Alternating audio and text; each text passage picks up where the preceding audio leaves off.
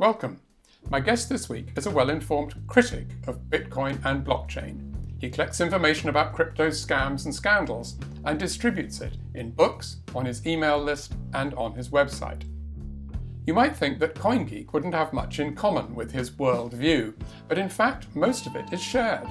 He's merciless about the pseudo-technical jargon and meaningless promises behind ICOs, DeFi, and other crypto jiggery-pokery. And he can be almost as angry about Silicon Valley as Craig Wright. So I'd like to give a very warm welcome to David Gerard. Hi, David. Hello. Thanks very much for doing this.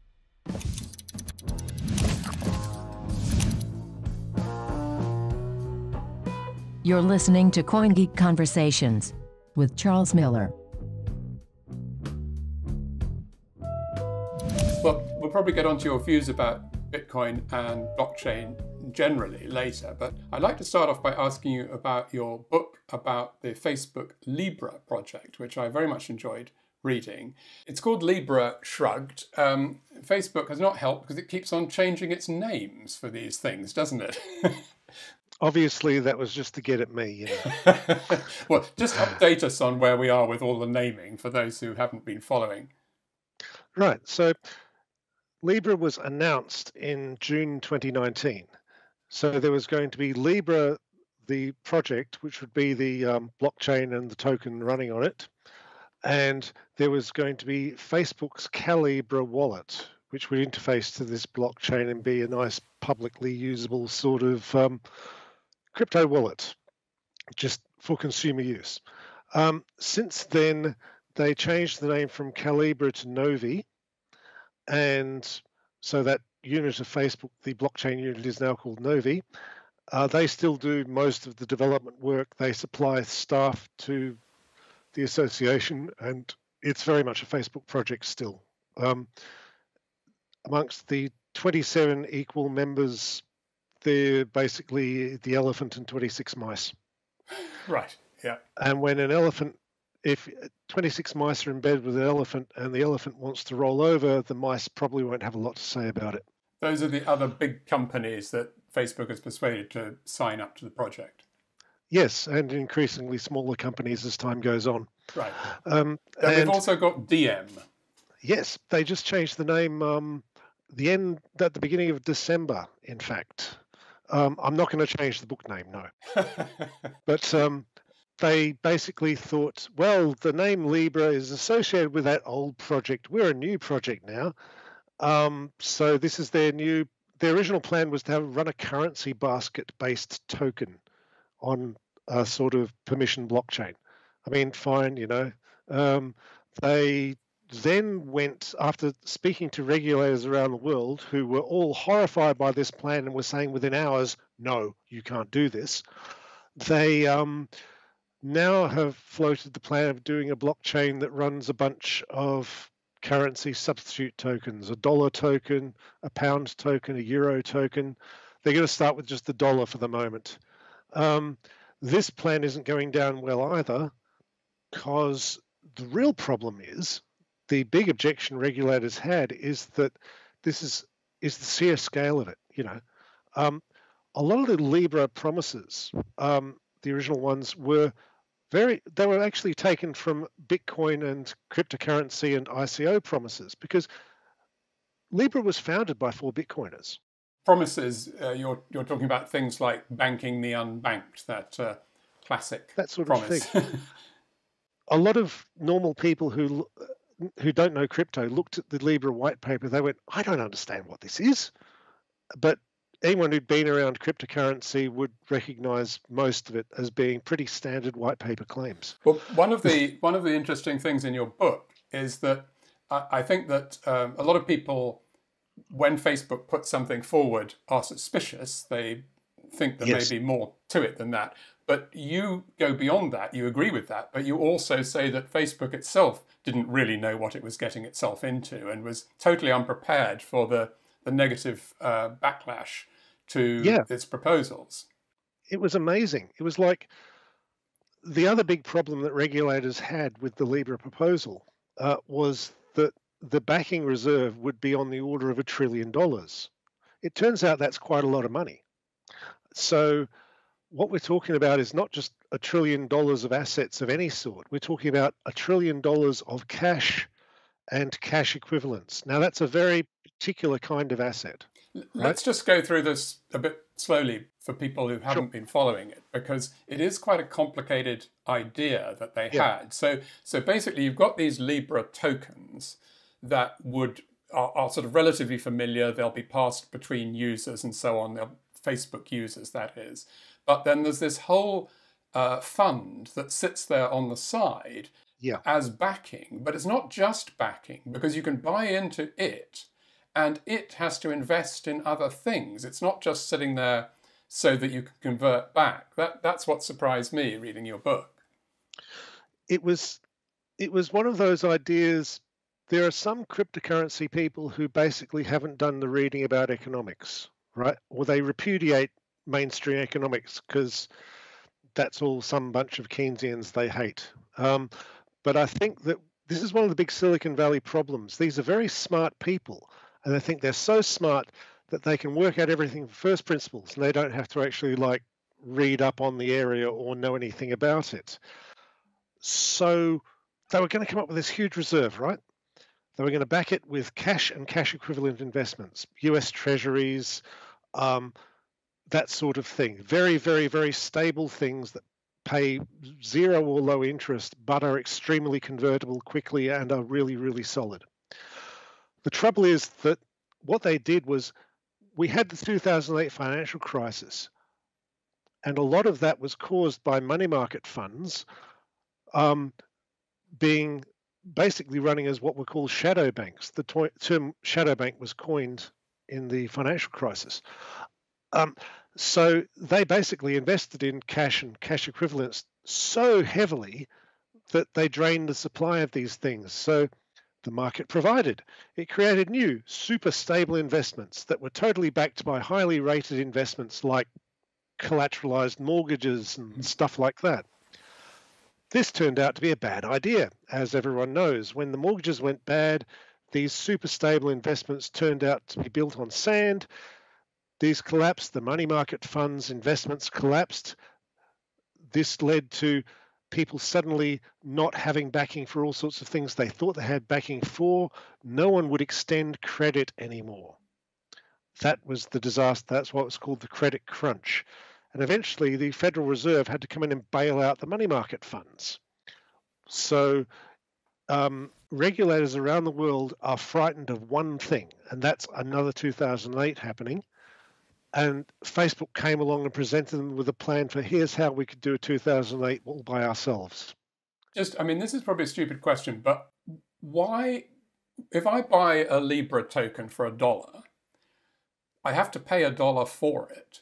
Why couldn't Facebook just keep that dollar and wait for me or somebody else to want it back when they want to convert their Libra back into dollars? I don't see why there was this need for this sort of complicated fund. There isn't really. The idea was needlessly elaborate. I mean, when they were talking about this, when rumors started coming out about this in early 2019, like a whole bunch of people like me were called up by the press going, but what is this thing? We don't understand it. And I didn't understand it either. Why would Facebook do a cryptocurrency? Why would they use a blockchain? That doesn't make any sense. You know, if it's a permissionless blockchain, a company wouldn't create that unless they were making money from mining or something like that. And permissionless cryptos have problems with volatility that not really suitable for consumers. But if it's a permissioned blockchain, that's another term for a slow distributed data store. They're a company, they run it. They could just use a database. So I thought, no, they can't possibly be doing that. They must be doing PayPal, but they're doing it as Facebook. You know, that's a comprehensible idea. Mm-hmm. A money transmitter, that's useful. That's obviously useful. You could do that. It might serve a need. And it's well understood. It's well regulated. You know, they know how to do this sort of thing. But then they did this thing with a blockchain on the back of it. And nothing about the plan needs a sort of blockchain on the back of it. Right. That's a different thing that isn't necessary in addition to the fund, really, isn't it? So yeah. So the second question is, what's this got to do with blockchain? Because you could just record how much money X owes to Y, put it in the database, and then spit it out at the other end. Yes. I mean, the reason why they use the blockchain is because they started out wanting to do something with blockchain. Morgan Bella, who created the project, went to her bosses and said, I want to do blockchain. What could we do with a blockchain for 2 billion people, their user base? Right. And the thing they thought of was, let's start our own currency. What actually has surprised me recently is that they've actually got a test net up and running. I mean, this thing is rolling ahead, isn't it? The test net is bizarre. It's like, there was an article, I haven't tested the numbers myself. This is based on, there was an article on bitcoin.com on the BCH news site. They basically, they looked at the testnet data and they saw nothing on it that ran over 24 transactions a second. So yeah, 24 transactions a second for a permission blockchain is like, what are you even doing in there? Right. But what does that tell us about how the idea is going to be rolled out? What will it actually consist of? I don't know. So it's probably not as dire as that, because the idea is that you have the DM association, which has members. Only DM association members are allowed onto the blockchain, right? It's a closed permission blockchain. So this is because regulators would not allow them to open it to just anyone with a self who hosts their own coins. So you're not going to be able to do that on DM. So the only DM association member that has done a wallet yet is Facebook's Novi. So if they have people buying and selling Libra tokens on Novi, then that'll be like the layer 2 on the system. You know, they'll do most of the work will be done inside Novi, and then Novi will reconcile to the DM blockchain as they need to. That's the sort of setup they've effectively described. So that would manage in terms of speed and so on. Like, that's just the technical side. This is assuming that regulators even let this happen. Right, because they need to get various licenses, including in New York. I think you mentioned there's a potential blockage there. Novi has applied. I don't think they've got it yet. Novi has money transmitter licenses in all 50 states because that's a thing that you do, and Facebook's had those sort of licenses before. You know, they've done a bit of money transmission stuff. They know how it works. Because they had their own sort of, what was it called, Facebook Pay or something. They've still got that. Credits. No one uses. Yeah. They've got it. Oh no, they had credits. That was ages ago. The current one is Facebook Pay, right, which used to be Messenger Pay. It's basically a front end to your bank account, except it's inside Facebook Messenger. Some people use it. Not very many people use it. But so just going back to the sort of big picture here, do you think that regulators, or at least politicians perhaps in the States under a Biden administration, might potentially look more favorably on this idea in relation to the development of digital currency in China? That it's been put forward by Facebook that, you know, the States needs to keep up with all these things, and we're doing our bit. Do you think that's going to cut more ice under Biden than it did under Trump? I don't know. I don't think it will. So the thing is that, like, we're in the UK. We have fast British pound payments, you know, using a card. It's a centralized system, but it works really well and everyone uses it. You know, it's a successful system. More transactions for more value are made on cards than in physical cash since 2017. US banking is a bit backwards in a lot of ways. It's a very old, clunky system with way too many moving parts and too many different jurisdictions with different rules. That's been a lot of the barrier in updating retail banking in the US. The Federal Reserve is putting in their system FedNow, which will be like faster payments in the UK. You know, all the banks interlink and they can send transactions instantly to each other. I mean, the point is that Libra is proposing a whole new bunch of technologies to solve problems that have been solved elsewhere without a whole bunch of new technologies. Like I quoted it in the book, I don't have a copy to hand, but they're talking about with Libra, you'll be able to do amazing things like buy your coffee with a swipe of your phone or travel on public transit without needing cash. I've had that for 10 years. Right. And I'm going, wow, I must live in the future. It's always a cup of coffee, isn't it? Well, it's an excellent test case, Like, Although will your coffee shop eat the cost of 25p for you using a card? Observably, they will. I mean, sort of 9 months or whatever it is of lockdown has not inspired anyone to come up with a better metaphor than going out to buy a cup of coffee, which most of us haven't done for months, actually. Yeah, it's my entire life has been on a computer, right. Shuffling computer money around from computer to computer. Well, actually, I was going to ask you a bit about how all this works for you, because all your activity in this area is sort of on the side. You have an actual job that is completely different, as I understand it. Is that right? Yes, I'm a system administrator by day, just a Linux system admin. My job is completely a generic. I'm an overpaid computer toucher. So all your activity around cryptocurrency and all the sort of negative things you have to say about it are done for your own pleasure and enjoyment, right? I get money for it too. Not so much in 2020.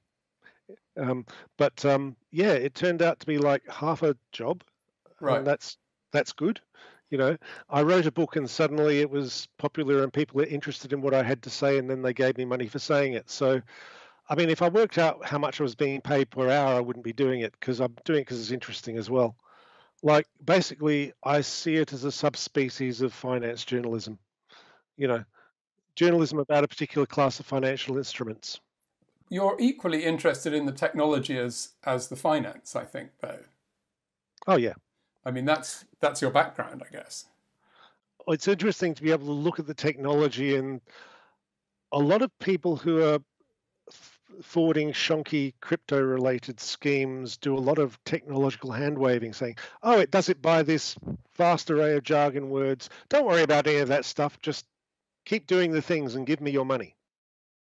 So at that point, it's useful to be able to look at the technology and say, yeah, actually, that's not so great. It's this thing, and it works like this thing, And presumably there is an audience out there of people who are interested enough in crypto to read your work, but also very skeptical about it.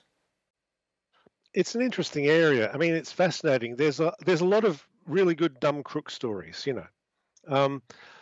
When Bitcoin came along, it attracted a lot of idealists, but it also attracted a lot of scammers to prey upon the idealists. Like some of the early Bitcoin scammers, you would see that there were things like they had histories of mail fraud or whatever, Basically, they were old crooks who'd found a new scam. So that sort of thing is a real problem.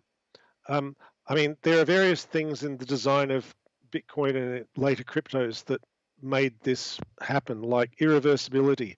That's the design parameter, but it also leads to obvious problems, like any frauds, hacks, or fat finger fumbles are irreversible. If I pick your pocket from the other side of the world, those are my coins now.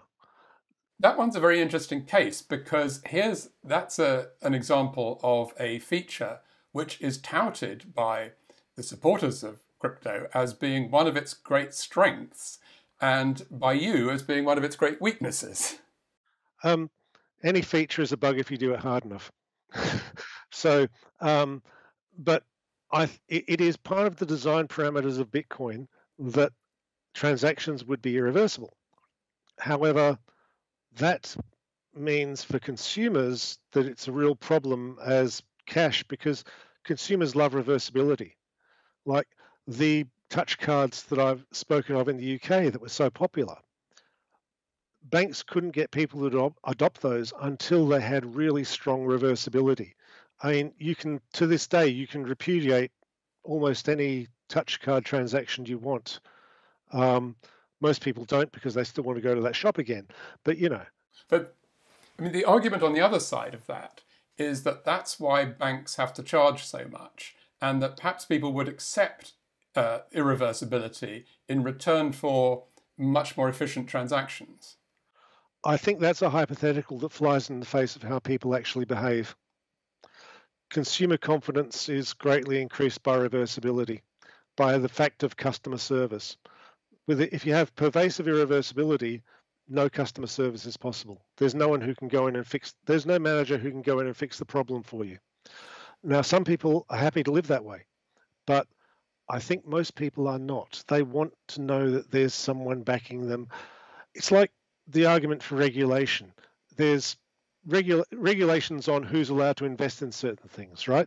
Retail investors aren't allowed to buy certain products at all.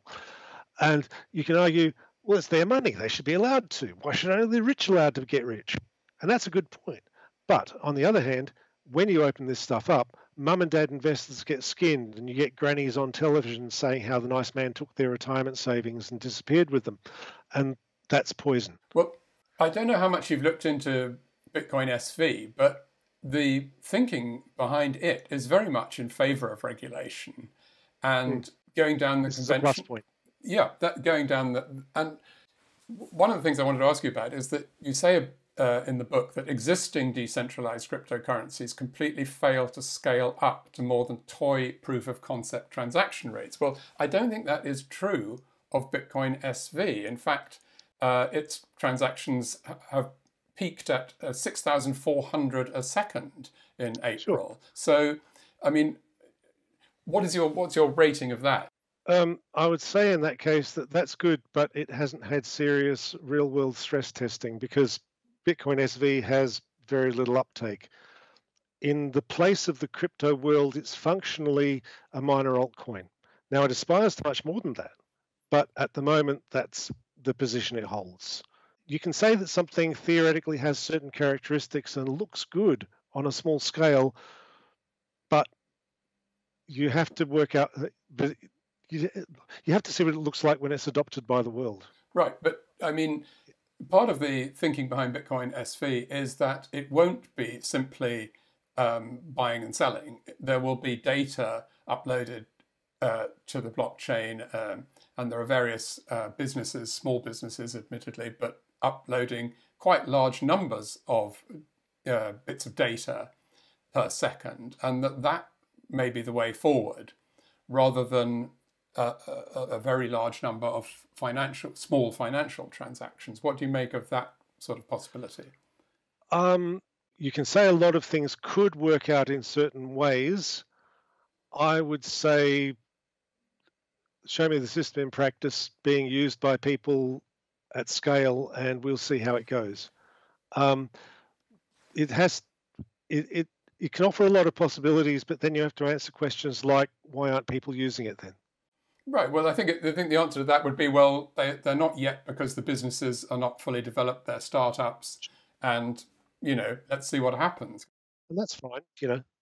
It sounds like you have got a relatively open mind to the evidence that might be presented in this. I'm wondering whether, since you started your whole Bitcoin investigations, there have been moments where you've thought, well, hang on, maybe I'm on the wrong side of this argument. Maybe this thing is going to succeed in the end. Have you ever had that?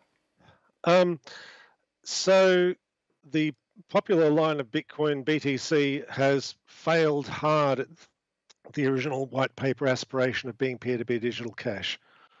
For example, it clearly just doesn't work as that. Yeah, I think all Bitcoin SV supporters would be completely in agreement with that. Sure, it's become just like a speculative commodity, and people watch the number go up and say, see, that proves we're right. No, it just proves that the number's gone up. So the thing is that I'd be happy to be shown wrong, but I'd have to be shown wrong.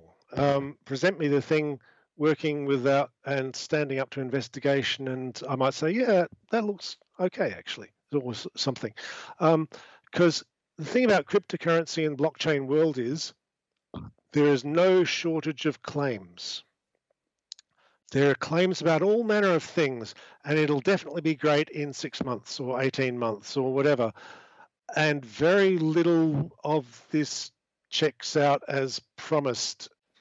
Looking ahead 5 years or 10 years, do you think that it's more likely that you're going to give up your work in exposing scams and scandals, or that the whole ecosystem that you're reporting on will evaporate? That's a good question. If I could write about something else, I probably might. As long as people like money, people will be trying to take their money, and we're going to have endless financial shenanigans to write about. So I don't expect to run out of material just writing on the subject of finance, even if it's not even specifically on crypto. You know, to some extent, the Libra book's trying to get out of that stuff, because it's not really a story about cryptocurrency at all. It's a story about Silicon Valley hubris and people who think they can start their own money and take over the world that way. Arrogant venture capitalism and people who think that they can take advantage of a system without ever being called out on it. For the future of crypto itself, and cryptocurrencies in general I'm speaking of here, I think the future is increasing regulation as part of the system.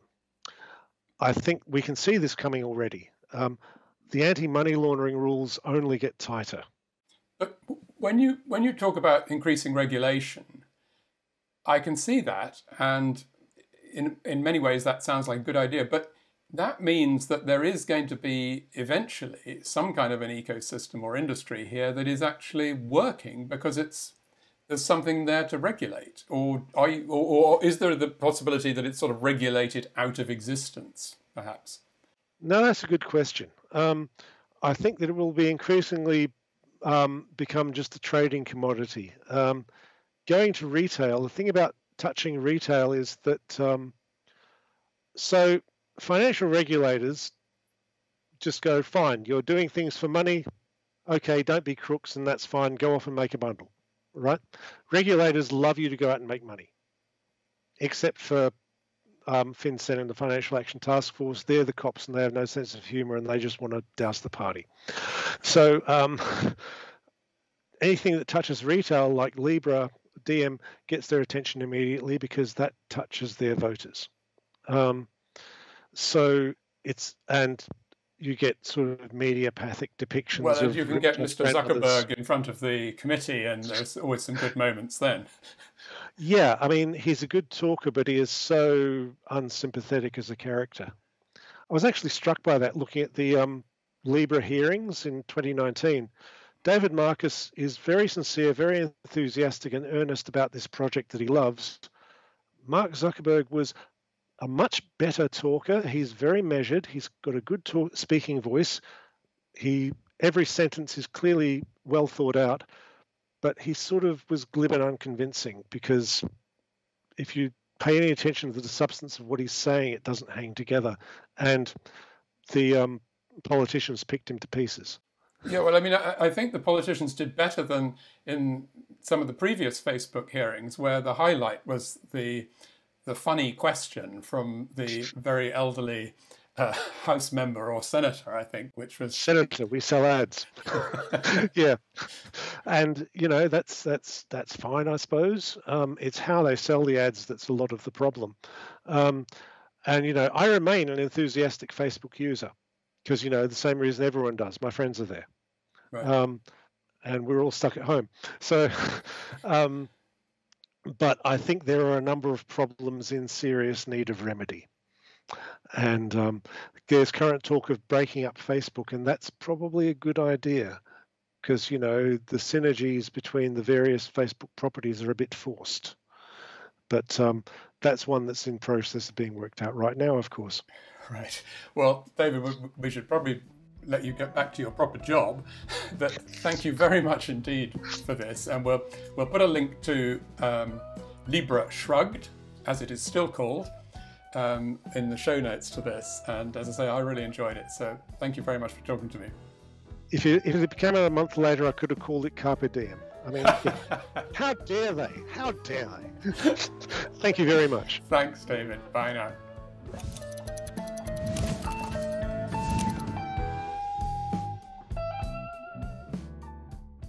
Thanks very much to David Gerard, our first crypto skeptic on the podcast, but definitely not our last, I hope. Thanks very much for listening. Please join me again next week for another CoinGeek conversation. Till then, from me, Charles Miller, goodbye.